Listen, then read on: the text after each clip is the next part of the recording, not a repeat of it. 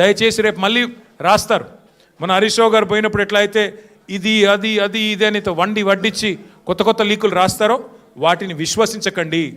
కావాల్సుకొని లేని ఉన్నట్టు ఉన్నాయి లేనట్టు ఏవేవో కథనాలు వడ్డించి రాస్తారు రేపు. దయచేసి అది కూడా సెలెక్టివ్గా రాస్తారు. కొన్ని మీడియా సంస్థలకే ఇస్తారు, ఎవరికి ఇవ్వాలో వాళ్ళకే ఇస్తారు, వాళ్ళ అస్మదీయులకే ఇస్తారు. కాబట్టి జాగ్రత్తగా దయచేసి మన వాళ్ళు కూడా ఎవరైనా సరే వీళ్ళు రాసే కథనాలు, వీళ్ళు పెట్టే స్టోరీలు, ఈ cooked up stories, cock and bull stories నమ్మవద్దు. మనం చట్టాన్ని గౌరవించే పౌరులుగా ఎన్ని కేసులు పెట్టినా ఎదుర్కొందాం. కానీ ఈ ప్రభుత్వాన్ని వారి వైఫల్యాలని ప్రజాక్షేత్రంలోనే చీల్చి చెండాడదామని చెప్పి మళ్ళొకసారి విజ్ఞప్తి చేస్తూ ఈరోజు సంఘీభావం తెలిపిన ప్రతి ఒక్కరికి ధన్యవాదాలు.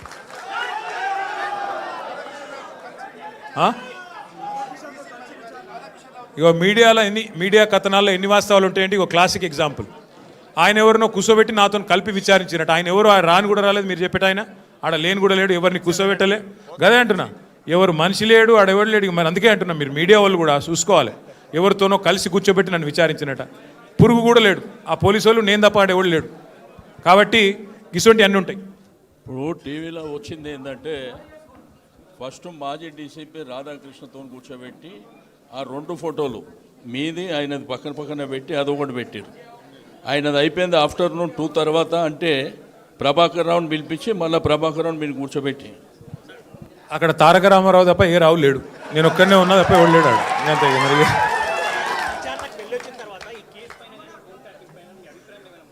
మా అభిప్రాయంలో మార్పు వచ్చింది. మార్పు ఏంటంటే ఇవాళ మంత్రుల ఫోన్లు ట్యాప్ అవుతున్నాయి, మా ఫోన్లు ట్యాప్ అవుతున్నాయి పక్కా అని చెప్పి నిజమని తెలిపోయింది అంతే.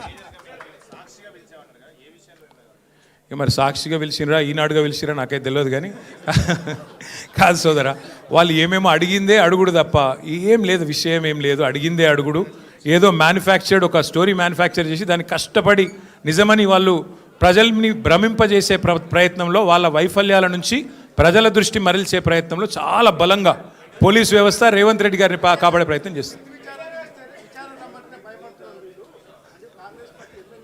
భయపడేటోళ్ళమైతే టైం అడుగుతుంటాం కదా, భయపడేటోళ్ళమైతే మేము రాము అంటుంటిమి, భయపడేటోళ్ళమైతే కోర్టుకు పోతుంటిమి. నేను సిరిసిల్లలో ఉన్నా, నిన్న విచారణకు ఆదేశించారు 4:30కి. రాత్రికి వచ్చేసిన, రాత్రికి బయలుదేరి వచ్చేసిన. హరీష్ రావు గారు మన సిద్దిపేటలో ఉన్నారు, రాత్రి 10కి ఇస్తే కూడా తెల్లారి వచ్చినాము. మాకు భయం ఉంటే ఎందుకు వస్తాము? Simple logic. ఎనివే మళ్ళొకసారి అందరికీ థ్యాంక్ యూ.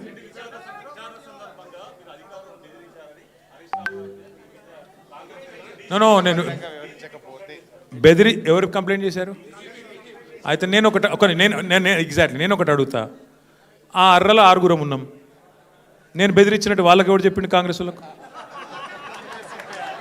నేను బెదిరించినట్టు ఆడ కంప్లైంట్ చేస్తే నిజంగా నేను బెదిరించిన మాట నిజమే అయితే వాళ్ళు చెప్పాలి, బయట పోయి వాళ్ళు చేయాలి కంప్లైంట్. కాంగ్రెస్ వాళ్ళకి ఎవరు తెలిసింది? ఎట్లా తెలిసింది? అంటే ఎంత లోపభూయిష్టంగా, ఎంత లీకుల ఆధారంగా, ఎంత కలిసికట్టుగా ఈ వ్యవహారం జరుగుతుందో, ఎంత పేకల మేడలాగా ఈ వ్యవహారం కుప్పగొల్లబోతుందో దాన్ని బట్టి మీకు అర్థం కావాలి. మళ్ళీ పిలుస్తా అన్నారు, మళ్ళీ వస్తా అని చెప్పిన. Thank you.